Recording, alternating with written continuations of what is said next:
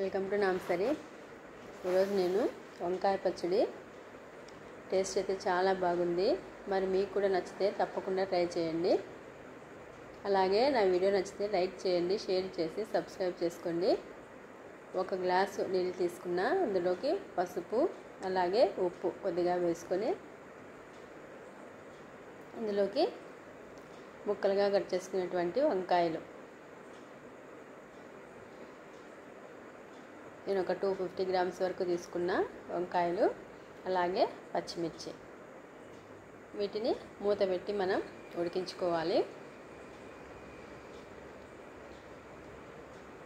అన్నిలాగా ఒక 50% ఉడికిన తర్వాత ఇందులోకి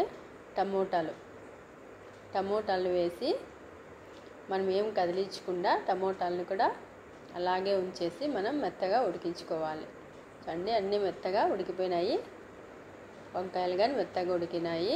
ఇప్పుడు మనం వీటిని సపరేట్ చేసేసుకోవాలి. టమోటాలు అలాగే వంకాయలు పచ్చిమిర్చి చల్లారిన తర్వాత ఇప్పుడు మనం ఒక కప్పు పల్లీలు, వేయించుకునేటువంటి పల్లీలు అలాగే కొద్దిగా ఉప్పు, ఆల్రెడీ వంకాయల్లోకి వేసుకున్నాను కదా, ఇప్పుడు కొద్దిగా ఉప్పు వేసుకొని వీటిని మనం ముందుగా దంచుకోవాలి. పూర్తిగా మెత్తగా కాకుండా అక్కడక్కడ మనకి విత్తనాలు ఉండేలాగా దంచుకోవాలి.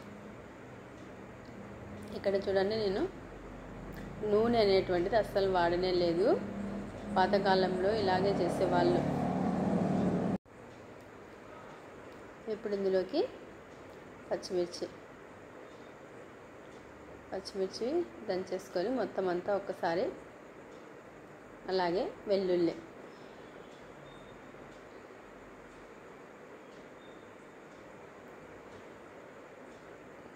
అంతా ఒక్కసారిగా కలిపేసుకొని ఇలాగ మనం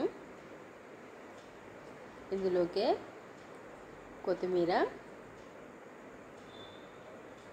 అలాగే చింతపండు, నానబెట్టినటువంటి చింతపండు కొద్దిగా వేసి వీటిని మొత్తం దంచేసుకోవాలి. ఇప్పుడు వంకాయ ముక్కలు, మనకు ఒకవేళ నీళ్లు కావాలి, కొద్దిగా లూజ్గా కావాలంటే వంకాయలు ఉడికించుకున్నటువంటి వాటర్నే వేసుకోవచ్చు. చూడండి, మెత్తగా ఉడికాయలు మనం ఒక్కసారి ఇలాగ దంచితే సరిపోతుంది. మరి ఎక్కువగా మనం ఏం దంచాల్సిన అవసరం లేదు.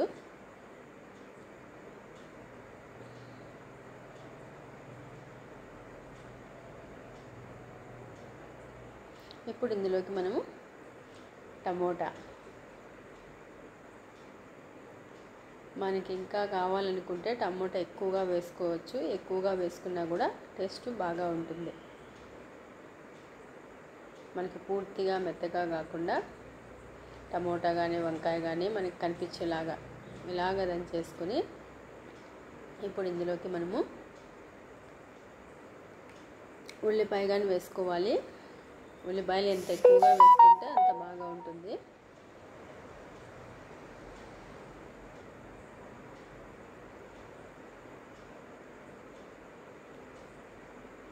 పూర్తిగా మెత్తగా కాకుండా మనం ఊరికే లైట్గా ఇలాగా దంచుకోవాలి. నేనైతే ఇక్కడ ఒక 3 తీసుకున్నా. మనకి ఇంకా ఎక్కువగా కావాలనుకుంటే కూడా తినే కొద్దీ మనకి ఉల్లిపాయలు కావాలనుకుంటే ఇంకా వేసుకోవచ్చు. ఇలాగ ఒక్కసారి దంచేసుకొని మనము వేడివేడి అన్నంలోకైనా చపాతీలోకైనా ముద్దలోకైనా చాలా బాగుంటుంది. చూడండి, తప్పకుండా మీరు కూడా ట్రై చేసి చూడండి. మనకు కావాలనుకుంటే ఇక్కడ మీరు పోపు పెట్టుకోవచ్చు. నేనైతే ఇక్కడ పోపు కానీ లేదు, డైరెక్ట్గా ఇలాగే సర్వ్ చేసేసుకుంటాను. రెడీ అయిపోయిందండి వంకాయ పచ్చడి.